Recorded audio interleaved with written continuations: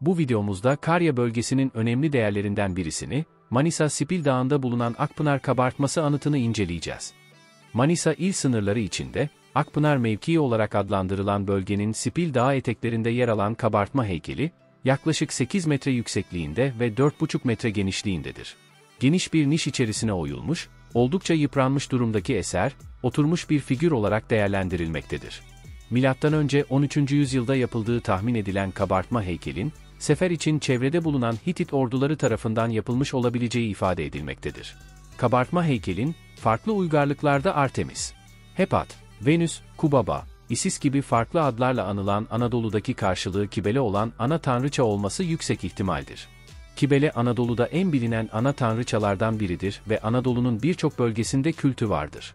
Bu kültlerin en önemlilerinden biri de Manisa Spil Dağı eteklerinde bulunan bu eserdir. Sağında ve solunda aslanların betimlendiği bir tahta oturmuş, kafasında silindir şeklinde bir başlığı olan, ellerini göğsüne bağlamış ve yüzünü Manisa'nın bereketli ovasına çevirmiş şekilde tasvir edilmiş bir tanrıça figürü olan kabartma heykeli, günümüzden yaklaşık 3300 yıl öncesine tarihlenmektedir. Ve maalesef böylesine önemli bir kültürel miras, yeteri kadar tanıtılamamıştır. Hatta merkeze çok yakın olmasına rağmen birçok Manisalı bile yerini bilmemektedir. Eser, sağlıklı bir ulaşımı olmayan, sadece doğa sporlarıyla uğraşan kişilerin tırmanıp gezebileceği bir yerdedir. Manisa Spil Dağı'nın ovaya bakan yüzüne işlenmiş olan kabartma heykeli, adından da zaten belli olduğu gibi dağın altında bir su pınarının olduğu bir bölgededir. Zaten çok iyi biliyoruz ki, antik dönemlerde kutsal alanlar, pınarların, sulak arazilerin yanında yakınında yer alır. Görmekte olduğumuz, yamaçta ana kaya üstündeki ana tanrıça betimlemesinin, Anadolu'nun ve kıta Yunanistan'ın en büyük ve en erken kabartması olduğunu söyleyebiliriz. Sıklıkla gördüğümüz tahtında oturan ana tanrıça tasvirlerinden biridir. Sağ kısmında 3 farklı yayında 3 farklı şekilde anlatılan hiyeroglifler vardır. Bu anıta Helenistik diyenler, Karya diyenler olsa da bunun bir Luvi anıtı olduğu anlaşılabilir bir durumdur. Birincisi aşağıda bir pınar olması, su kaynağının yanında olması, burada bir kutsal alan olduğunu düşünmemizi kolaylaştırmaktadır. Ana kara üstündeki kabartma tahrip olmasına rağmen, ana kayaya oyulmuş bir ana tanrıça olduğu belirgindir. Tahtında oturan bir ana tanrıça belirgin bir şekilde görülmektedir. Yani orada tahta oturan bir figür olduğu herkesçe kabul edilmektedir. Aslında tarihlemede biraz sıkıntı da vardır. Çünkü arkaik dönemde böyle 8 metre yüksekliğinde bir eser hiç yoktur. O nedenle M.Ö. 13. veya 14. yüzyıla ait bir eser olmalıdır. Bu esere Hitit anıtı diyenler vardır. Ancak şahsen bu eserin buranın yerlileri tarafından, yani Luviler tarafından yapılmış olabileceğini düşünüyorum.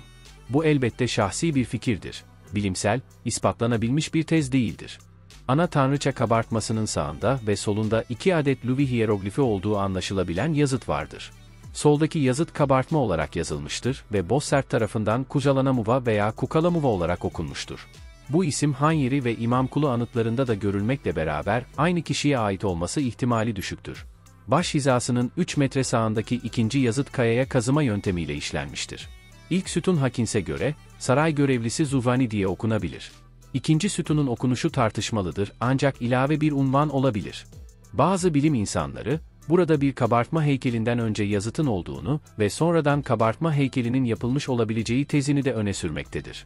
Tabii ki bu tezler ispata muhtaçtır. Bu eseri, toprağın, verimliliğin sahibi ana tanrıçanın dışa vurulmuş sureti olarak da tasvir edebiliriz. Saray görevlisi Zuvani ana tanrıçanın yanına gelmiş ve adakta bulunmuş olarak değerlendirilebilir. Adakta bulunduğu sırada, adını oraya kazımış da olabilir. Arzava Krallığı'nın refah ve güçlü olduğu dönem olan 13. yüzyıla tarihlenmesi, aslında bu eseri yapanların kimliği ve kökenleri hakkında bizi bir yere doğru çekebilmektedir. Buradaki tanrıça Kibele'nin özü olan Matar'dır. O dönemde tabii ki Kibele denmiyordu çünkü Kibele çok sonra Friglerde söylenmeye başlandı. Dolayısıyla bu eseri değerlendirirken tüm veriler ışığında değerlendirmek daha doğru bir yaklaşım olacaktır. Karya coğrafyasının en önemli eserleri arasında bulunan Akpınar Kabartma heykelini kısaca değerlendirdiğimiz bu videonun sonuna geldik. Yeni videolarda tekrar görüşmek üzere, esen kalın.